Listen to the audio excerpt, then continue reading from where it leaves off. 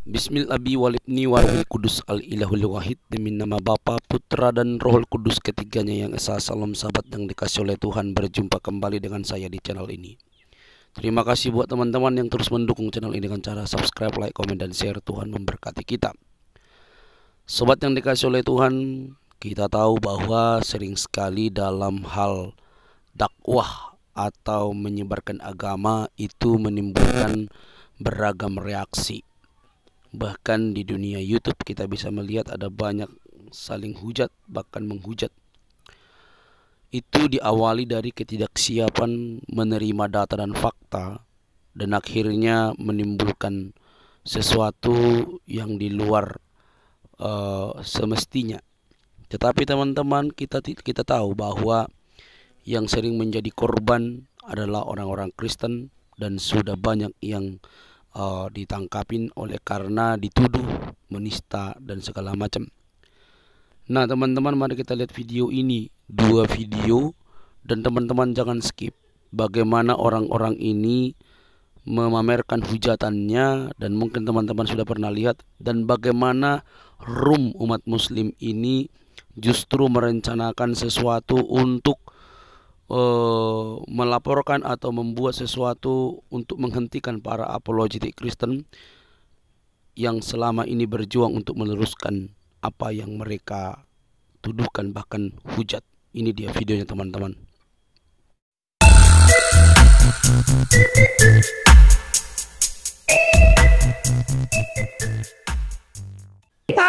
Memang tak tahu diri. Gara-gara kamu engkau salib dia Yesus. Kasihan dong Maria, melahirkan 9 bulan, tiba-tiba anaknya kok dijadikan Tuhan. Dasar penyembah Molok. Tiap hari engkau kutuk Yesus. Dasar kau meracun, hari-hari kau kutuk Yesus. Kau yang berbuat dosa, kau yang memperkosa, engkau yang mencuri permen di supermarket. Hei, kau tak tahu diri, kau berbuat dosa tapi Yesus bunuh diri. Hei. Wah, itu asik tuh, nanti yuk kita jadiin parodi nanti. Nanti kita jadiin parodi tuh. Pokoknya sebelum diskusi sama Otin kita harus ada lagu kebangsaan ya. Ada lagu kebangsaan. Udah punya Bang Neplos udah punya yang aransemennya Hujan Gerimis aja. Kita lihat apakah dalam sebulan saya akan mati, ya. Kita taruh lagi. Ya. Sehingga dia menetek. Berarti paham apa diinkarnasi. Anda kan Anda mengucap apa bedanya? Makanya mengucap orang yang percaya Tuhanku, Mimi saya khusus. Diam ya nak ya. Nanti kalau dia besar jadi Tuhan kok ya. Aduh, diam ya nak ya. Kalau dia besar jadi Tuhan kok ya. Mimi cerita. Kalau gini ceritanya udah minum kacamata aja. Menghujat, lahir dari sini. Lahir kawan. Kasih Mimi. Nanti kalau dia besar jadi Tuhan ya nak ya. Kalau dia besar jadi Tuhan. Mimi dia. Ada sampai Yesus lahir dari Mimi. Astagfirullahaladzim. Dah lah, kau tuh menghujat turun aja kau. Aduh, Allah Akbar. Itulah kalau Oten dah kalah ini, dia menghujat ya kan, dihujat balik aja, selesai. Capek aku menghujat, balas hujatan. Coba yang agama Kristen typing dulu di bawah. Udah dulu, aku minum dulu ya. Aduh, astagfirullahaladzim. Padahal di situ melakukan, bukan mengabulkan. Ayo, teh.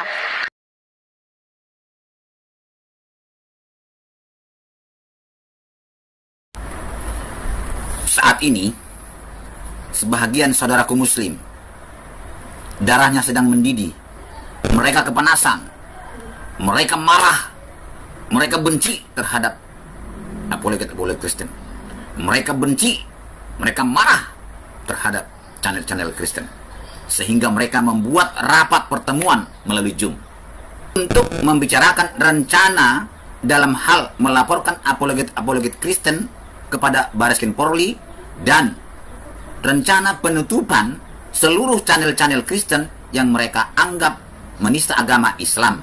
Di antara mereka yang hadir adalah Ustadz Besar Ahmad Wahid, Ustadz Besar Profesor Dr. Manahim Ali, Ustadz Besar Ketua Peradi Indonesia Profesor Ramli, Ustadz Handi, Ustadz Besar Juma yang disebut Gurunda itu, dan lain-lain. Yang saking bencinya, yang lucu adalah Profesor Dr. Rambe. Dia tidak menyebut Kristen lagi Kristen, tapi disebut oten-oten. Secara emosional, saya sangat menggebu-gebu mau menindaklanjutin para oten-oten itu meng-LP-kan ke Mabes Polri. Karena mereka cenderung sangat menggunakan bahwa perjuangan kita untuk era sekarang ini begitu berat. Mau tidak mau atau suka tidak suka, kita sekarang berada di ruang tanpa batas. Tidak ada sekat-sekat dan semuanya bisa diakses oleh siapapun. Iya, Profesor Dr. Manahim Ali itu benar. Saya masih ingat, sebelum ada internet ini, setiap orang Kristen yang mengeluarkan buku menyinggung tentang Al-Quran dan Islam ditangkap, dipenjarakan, bahkan ada yang dibunuh, bukunya disita. Tapi sekarang ya di Indonesia masih bisa ditangkap, seperti misalnya Muhammad Kace, Saifuddin Ibrahim, ya bisa ditangkap, dipenjarakan. Tapi sekarang dari luar negeri, nah ini yang jadi masalah bagi mereka ini sekarang. Dari luar negeri sekarang gentar orang Kristen yang bukan orang Indonesia, yang walaupun pakai bahasa asing, bahasa Arab misalnya, bahasa Inggris, diterjemahkan, tembus ke Indonesia. Ini tidak bisa disangkal mereka, tidak bisa dibendung, tidak bisa dibendung. Jadi kebenaran itu pasti muncul. Biar bagaimanapun usaha mereka untuk menutup-nutupi kebenaran itu, tembus. Ya selama ini memang Kristen di Indonesia tidak bisa berkutik, tidak bisa mencetak buku. Kalau ada pun harus ditulis untuk kalangan sendiri. Bila ada seseorang untuk menulis buku menyinggung tentang Al-Quran atau ajaran Islam, harus ditulis besar-besar untuk kalangan sendiri. Jadi tidak boleh dibaca orang Islam, hanya untuk orang Kristen. Itu memang benar, begitulah kondisi saat ini. Makanya orang Islam sekarang ini di Indonesia, seperti Manahim Ali ini, kepanasan, bingung bagaimana cara membendung ini. Itulah sebabnya mereka membuat rapat melalui Zoom untuk mengadu ke polisi. Ya ini bagaimana nanti rapat mereka hasilnya nanti. Mari kita perhatikan. Sebetulnya Sofiato itu harus dipersoalkan dalam ranah hukum.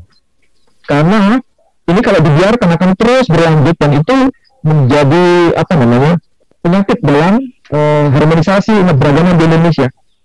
Karena yang dia lakukan itu bukan kajian akademik, tapi kajian hujat-hujatan di situ di dalamnya. Dan itu harus ada penyikapan secara hukum. Harus. Kalau tanpa itu nggak bisa. Harus ada pelaporan, dan itu saya kira langkah awal yang harus dilakukan. Tujuan kita berbicara di sini adalah kita akan bersepakat dulu apa hal-hal yang harus kita lakukan.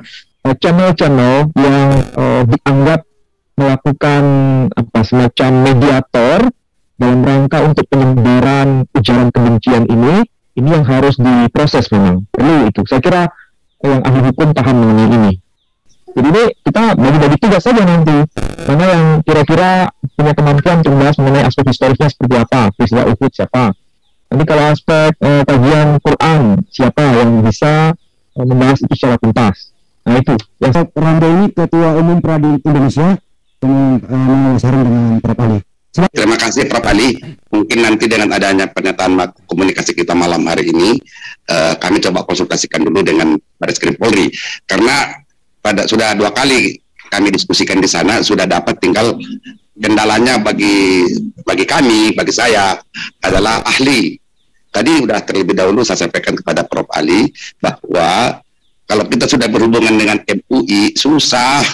Semua kita teman, tapi semua mengelak kalau sudah berurusan dengan hukum ini, gitu loh Prof. Ali. Itu yang dan saya juga pernah di sana, ya kita sudah tahu lah mengenai, tidak perlu kita lebih jauh tentang yang di MUI itu. Kesulitan yang kita hadapin adalah untuk ahli. Kita LP kan penyidik di Mabes Polri selalu mempertanyakan langsung untuk mempersiapkan ahli, kalau populer bahasanya saksi ahli, padahal ahli itu bukan saksi tapi ini ahli. Selalu kita koordinasi dengan MUI, di sana itu mungkin Prof. Ali juga sudah tahu bagaimana situasi ini. Selalu kita dilemparkan. Inilah salah satu kesulitan bagi kami di GCC untuk melangkah hukum terhadap mereka-mereka otens, termasuk tadi yang dikatakan Dr. Rizky. Jadi ini kita bagi-bagi tugas saja nanti. Mana yang kira-kira punya kemampuan untuk membahas mengenai aspek historisnya seperti apa, peristiwa Uhud siapa. Nanti kalau aspek kajian Quran, siapa yang bisa membahas itu secara tuntas. Nah itu yang ini terkait dengan soal bahasa, dan itu kompetensinya Pak Ali kita sudah tak ragukan lagi di kancah nasional maupun internasional. Nah, saya rasa yang sangat tepat dijadikan saksi ahli itu Pak Menahem Ali seperti itu. Mungkin Pak Ali, gimana kalau misalkan untuk saksi ahli Pak Ali bersedia atau enggak kira-kira Pak Ali? Kalau saksi ahli sih bisa saja, karena ini berkaitan dengan soal itu kan. Ya, karena kan ranahnya wilayah mana? Apakah masing-masing wilayah itu meminta saksi ahli ataukah cukup dalam ranah nasional saja nanti ketika masuk di ranah sidang hukum? Nah, itu mungkin Opung Lambe yang lebih memahami. Kalau dengan adanya Prof. Ali demikian ini bersedia jadi ahli, kami sangat meringankan untuk membuat laporan menindaklanjuti maksud saya di Bareskrim. Demikian, Prof. Kalau yang melapor itu hanya saya, itu tidak memiliki efek. Katanya, kalau itu mau dibuat besar, seharusnya mulai dari Aceh sampai wilayah Indonesia Timur, itu masing-masing wilayah membuat laporan. Kalau membuat laporan ke kepolisian, itu akan menjadi data bahwa ini sudah menjadi keresahan dalam tingkat nasional. Jadi bukan keresahan sepihak, tapi keresahan semua pihak. Mulai dari ujung timur sampai ujung barat. Sudah ada laporan, sekian. Nah itu baru nanti bisa dibawa ke persidangan. Akan dipanggil ke Manuhu. Tapi saran saya, lebih baik dalam kasus ini, channel yang dianggap itu membuat keresahan, sebaiknya masing-masing wilayah itu membuat laporan.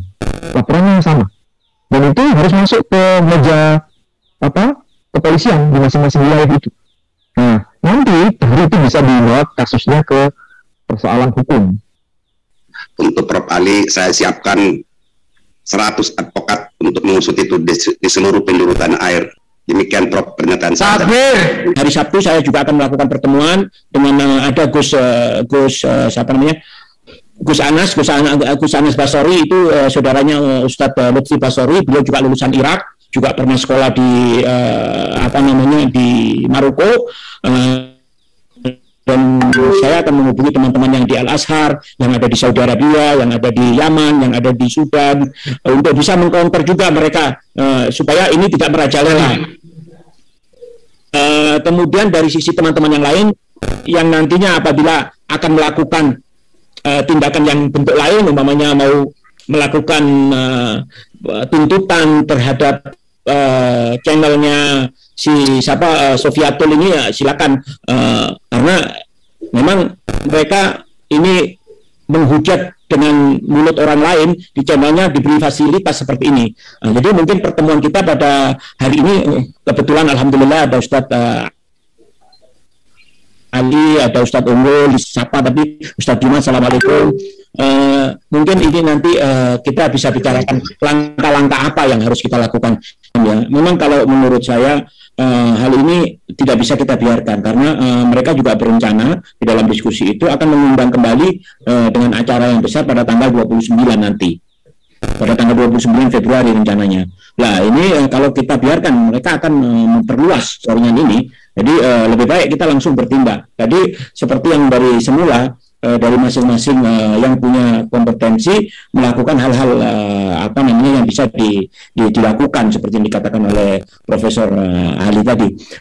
Jadi dari saya sampaikan bahwa insya Allah hari Sabtu saya akan bertemu dengan beberapa ulama di sini untuk menunjukkan hal ini, dan nanti apa yang sudah saya hasilkan akan saya update mungkin ke Profesor Ali juga, nanti juga boleh ke rekan-rekan yang ada di sini. Tiba-tiba muncul Ustadz Kainama memberi saran, memberi pendapat yang bertolak belakang dengan rencana mereka ini. ketika ada hujatan yang akan dilaporkan Ustaz, Tuan Guru mohon maaf, maka biasanya ini itu dikembalikannya begini, itu dulu diperiksa karena orang muslimnya itu yang hujat kita pertama gitu. Jadi padahal kita menjawab. Ya iya, polisi kita itu kan pintar itu, dia kan tahu. Maka dia katakan, dia periksa dulu kamu, periksa dulu dirimu itu. Siapa yang menghujat duluan? Ya muslim menghujat duluan. Lalu Kristen itu menjawab, makanya ditolak kamu kalau melapor. Ya Kainama ya. Kemudian Kainama mengajarkan ajaran Alkitab yang sangat menyejukkan situasi saat itu. Hebat Kainama kali ini. Saya merasa ketika ada hujatan ini berkah Allah. Karena apa? Karena kita punya Ustadz Menahem Ali, kita punya Moreh Menahem Ali, dan para Ustadz di grup ini yang bisa menjawab dengan menggunakan data-data yang valid, data-data yang otentik, data-data yang konkret, baik secara teologikal maupun historikal, apalagi dari sisi linguistik. Jawaban inilah yang saya mengucapkan syukur kepada Allah Subhanahu wa Ta'ala. Syukur, beribu laksa syukur. Karena apa? Karena ketika dijawab oleh para ahli, Tuan Guru, contohnya di room ini, tentang video-video yang menghujat, memojokkan itu, maka jemaah saudara kita yang Kristen tentu ada yang menontonnya. Tentu ada yang menontonnya. Dan insya Allah jawaban Moreh, jawaban semua para ustadz yang valid, yang konkret, yang reasonable, yang logik, yang punya kekuatan data valid dari sisi teologis dan juga historis, apalagi linguistik, itu tidak akan menjadi barang mati. Begitu mereka jemaah Kristen dengar ini, insya Allah kita nggak tahu, kita bukan Allah. Tapi ketika disampaikan kebenaran itu hidup bagi mereka. Jadi kalau ada yang ingin menjawab tentang video-video tersebut, jangan pikirkan orang yang bikin video itu. Maksud saya begitu, Ustazi. Mohon maaf. Jangan pikirkan orang-orang yang membuat video YouTube itu, yang menghujat itu, jangan. Tapi saya merasa begini. Ada orang lain di belakang mereka yang membutuhkan keterangan, yang haus. Kalau Su'aib ngomong sama orang-orang itu, saya bersyukur Su'aib menjawab beberapa kali itu. Saya senang sekali. Ada Ustadz Rizky, ada Nandar. Kalau Ustadz Moreh Menahem Ali, ya memang itu sudah menjadi berkat Tuhan. Berkat Tuhan, mari hitunglah. Itu kan lagu Kibung Jemaat 436. Jadi, ya itu sudah menjadi berkat untuk Moreh Menahem Ali.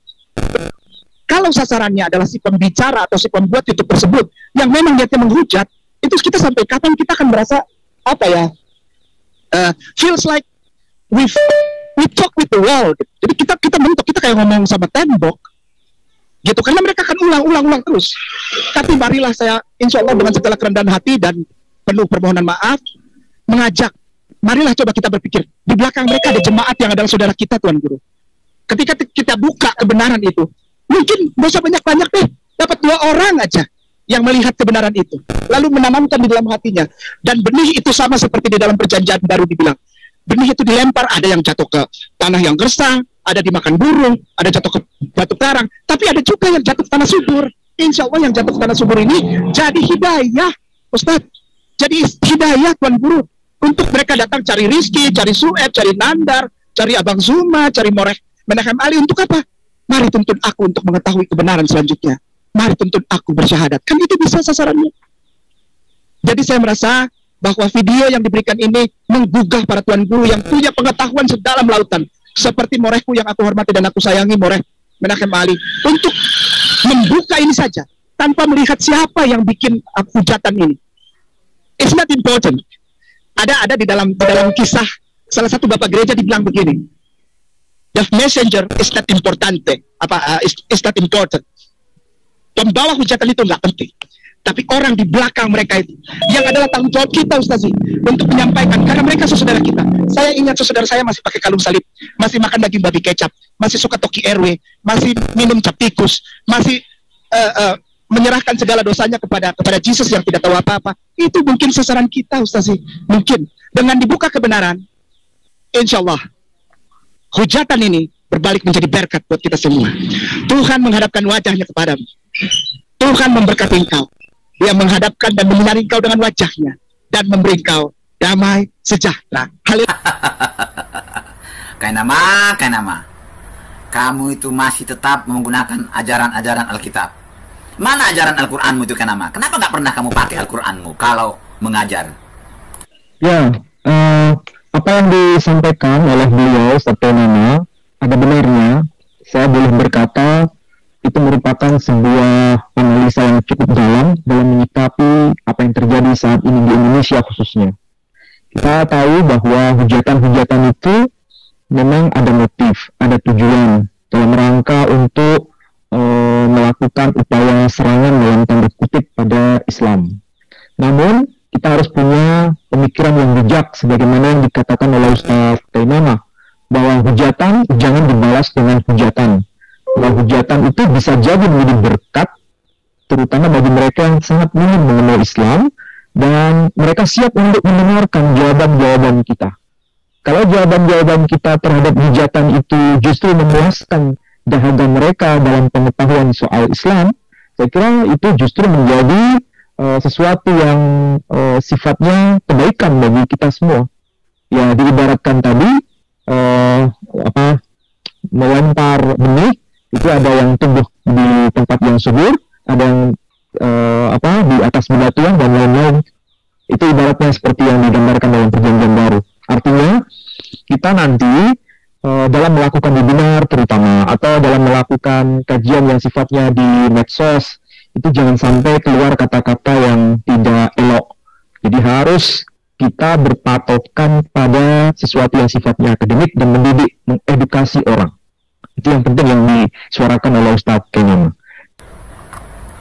Hebat Kainama, hebat. Terima kasih Kainama. Kamu telah menggunakan ajaran-ajaran yang sangat menyejukkan dari Alkitab. Dan itu tidak dapat di Al-Quran memang. Hanya ada di Alkitab. Ajaran yang menyejukkan.